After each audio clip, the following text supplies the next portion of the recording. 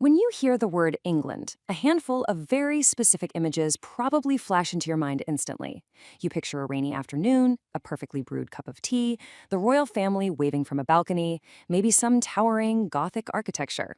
It's a very cozy, postcard-perfect kind of vibe. Right, but what if I told you that cozy image is basically a distraction? In this explainer, we're going to look beyond those illusions and uncover a reality that is vastly stranger, a whole lot funnier, and honestly, far more globally impactful than the postcard version. So you have the standard cliches: tea, the monarchy, Big Ben. It's the England we see in movies. But the reality is that this one rather rainy piece of land quietly invented more of the modern world than almost anywhere else on Earth. And I mean the literal systems, technologies, and rules that govern your daily life right now, no matter where you're watching this. But before we get to those heavy-hitting global inventions, we really need to shatter some of those familiar illusions first. Which brings us to Section 1, Familiar Icons, False Assumptions. I'll start with a deceptively simple question. What exactly is Big Ben? If we were to travel to London tomorrow, grab a tourist, and ask them to point to Big Ben, they'd confidently point right at that massive, iconic clock tower rising above the Houses of Parliament. You've seen it in 100 films. But if they point at that tower and call it Big Ben, they are completely wrong, aren't they? Oh, completely wrong. It's the bell. The most famous landmark in England is almost universally misnamed by the very people looking right at it. Big Ben is actually just the nickname for the enormous 13.5-ton Great Bell hanging inside the belfry. It is definitely not the clock, and it is absolutely not the tower. The structure holding the bell was literally just known as the clock tower until it was officially renamed the Elizabeth Tower in 2012 for Queen Elizabeth II's Diamond Jubilee. Okay, let's try another one.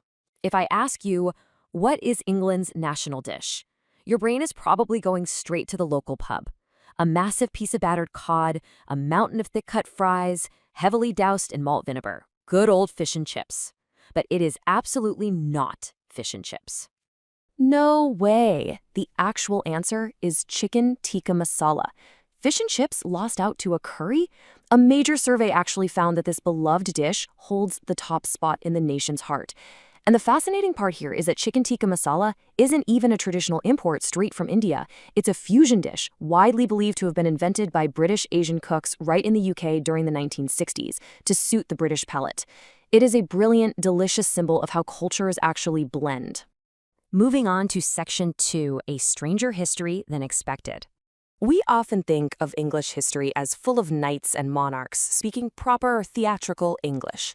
But following the Norman conquest in 1066, the official language of the English court, its government, and its ruling class wasn't English at all. It was French. The upper echelons of society entirely stopped speaking English. If you were a peasant, you spoke Old English. If you were in power, you spoke French. And this intense linguistic divide lasted for roughly 3 centuries. And we still use hundreds of those exact words today. Beef, from the French boeuf, words of law and power like justice, parliament, and crown, all French imports. The very language we're speaking right now is heavily hybridized. And the royal history just gets stranger. Take Berengaria of Navarre. She was the wife of the legendary king Richard the Lionheart. But she holds a deeply bizarre historical record. She is the only queen of England in history who never, not even once, set foot in England. Richard spent almost his entire reign fighting overseas in the Crusades or dealing with territories in France. So Berengaria held the title of Queen of England without ever actually seeing the country she supposedly co-ruled. That brings us to Section 3, Bizarre Rules and Quick Wars. When a country has been operating for over 1,000 years, it accumulates some truly baffling legal baggage. Under ancient laws dating back to the 12th century, the reigning monarch officially owns all unmarked mute swans on the River Thames. There is literally still a royal official employed today called the King's Swan Marker who conducts an annual census called swan-upping. And if that wasn't enough, under a totally separate law from 1322, all whales and sturgeons caught in UK waters are technically property of the crown. Just imagine a medieval king making sure nobody steals his whales. But the legal quirks get even more profound when you realize England and the wider United Kingdom is one of the only major democracies in the entire world with no single written constitution. There is no single defining document. It's governed by a massive, complicated web of ancient laws, conventions, and historical documents accumulated over centuries, like the Magna Carta from 1215. They essentially run a modern nuclear power using an operating system that has been patched and updated for 800 years without ever being fully rewritten. 38 minutes. In the grand scope of history, 38 minutes is barely a lunch break. But in the late 19th century, it was exactly enough time for the British military to start and completely finish an entire war. Yes, 1896, the shortest recorded war in human history against Zanzibar. A pro-British sultan died, his successor seized power without British approval and refused to stand down. The British naval ships positioned in the harbor opened fire on the palace at 9:02 a.m. By 9:40 a.m., the palace was destroyed, the defending forces were decimated, the new sultan fled, and the war was entirely over, between 38 and 45 minutes from the first shot to total surrender. All right, jumping into Section 4, Inventing the Modern World. Football, cricket, rugby, tennis, boxing, table tennis, and of course, golf up in Scotland.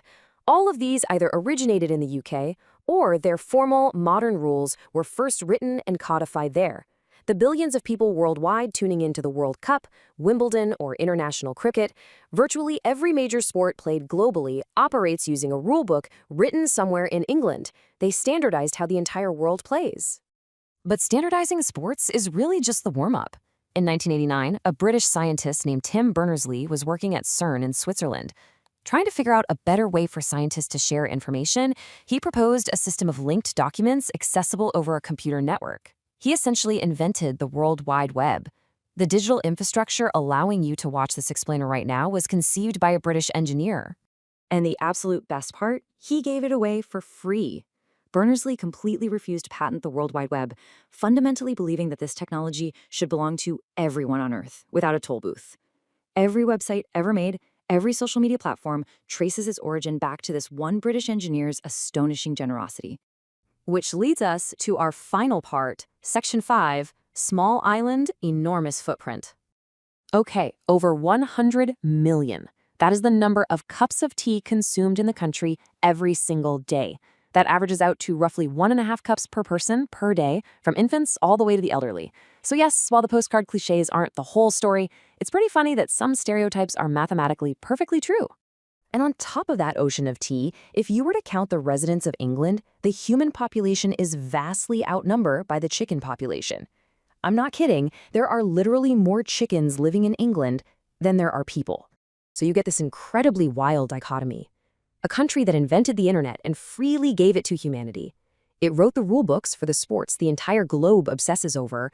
It forged a language that half the world now uses to communicate, and yet, simultaneously, it is a country that still officially employs a man to row down a river and count the king's swans. It's perfectly balanced between ancient, baffling tradition and world-altering innovation. When you truly look beyond the illusions of the cozy tea shops and the royal waves, you're forced to ask yourself, has any other small island in human history ever left such a disproportionately enormous footprint on the modern world?